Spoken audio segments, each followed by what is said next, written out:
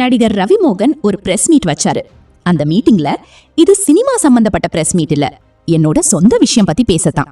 இவ்ளோ நாளா நான் பேசாம இருந்தது என்னோட முட்டாள்தனம்னு நான் நினைக்கிறேன்.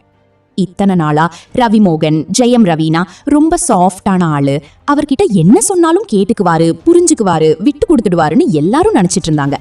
இது எல்லாமே உண்மைதான். அதுதான் என்னோட கேரக்டரே. நான் அப்படிதான் இது வரைக்கும் இருந்தேன். ஆனா சாது மிரண்டா காடு கொள்ளாதுல்ல. சாதுவா இருந்த என்ன நிறைய பேரு சீண்டணும்னு நினைச்சிட்டு இருக்காங்க. அவங்களுக்கெல்லாம் நான் ஒன்னு சொல்லிக்க விரும்புறேன். இதுதான் என் ஆபீஸ். நீங்க இங்க வாங்க. மறைமுகமா எதுவும் வேணாம். நேரா இங்க வாங்க. நேருக்கு நேரா எல்லாத்தையும் பாத்துக்கலாம். எத்தனை பேரு சேர்ந்து என்ன கீழே இழுத்தாலும் இந்த விஷயம் சினிமா பத்தினது இல்ல, என்னோட பர்சனல் விஷயம்னு நான் முன்னாடியே சொல்லிட்டேன். அத்தனை பேருக்கும் நான் ரெடியா இருக்கேன். நீங்க எப்ப ஆசைப்பட்டு என்ன பஞ்சிங் பேக்கா வச்சுக்கணும்னு நினைச்சீங்களோ அத்தனை பேரும் இப்ப வாங்க. நான் கராத்தேல பிளாக் பண்ணி கிக் பண்ண போறேன். நான் சொல்லிக்க விரும்புறது என்னன்னா, என் படம் இனி எதுவும் ரிலீஸ் ஆகாது. எனக்கு டைவர்ஸ் கிடைக்கிற வரைக்கும் நான் நடிக்க போறதில்ல. என்னால நடிக்கவும் முடியல. எனக்கு நடந்த அவமானங்கள், தேவையில்லாத அவமானங்கள் எதையும் என்னால தாங்க முடியல. அதனால என் டைவர்ஸ் கிடைக்கிற வரைக்கும், என்ன சீண்டி பாக்குற வரைக்கும் எல்லாரும் வாங்க. நான் இங்கதான் இருப்பேன். என்ன சீண்டி பாருங்க. இனி நான் சாது கிடையாது. அதனால என்ன நடக்குதோ அதை பார்த்து, மற்ற விஷயங்கள், என் வேலை சம்பந்தப்பட்ட விஷயங்கள், அதையெல்லாம் எப்படி சரி பண்ணணும்னு நான் பாத்துக்கிறேன். இவ்வளோ நாள் என் கூட இருந்த எல்லாருக்கும் ரொம்ப நன்றி.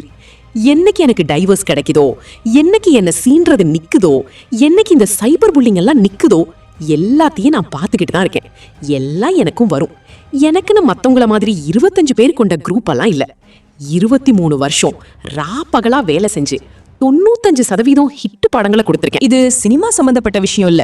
இத சொல்லி காட்டுறது கேவலம் தான். இருந்தாலும் ஒரு சிலர்கிட்ட சொல்லி காட்டுறது கேவலம் இல்ல.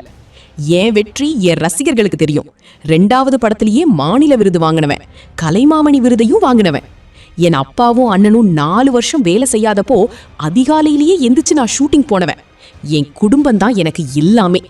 அவங்களை ஏதாச்சும் சொன்னாலோ இல்ல சீண்டணும்னு நினைச்சாலோ நான் சும்மா இருக்க மாட்டேன். பேராண்மை படத்துல பெண் சக்தி ரொம்ப பெருசு, அதை வீணடிக்க கூடாதுன்னு பேசினவனா. பொம்பளைங்களுக்கு எதிராக இருக்கிற ஆள்லாம் நான் கிடையாது. என் அம்மா என்ன அப்படி வளர்க்கல.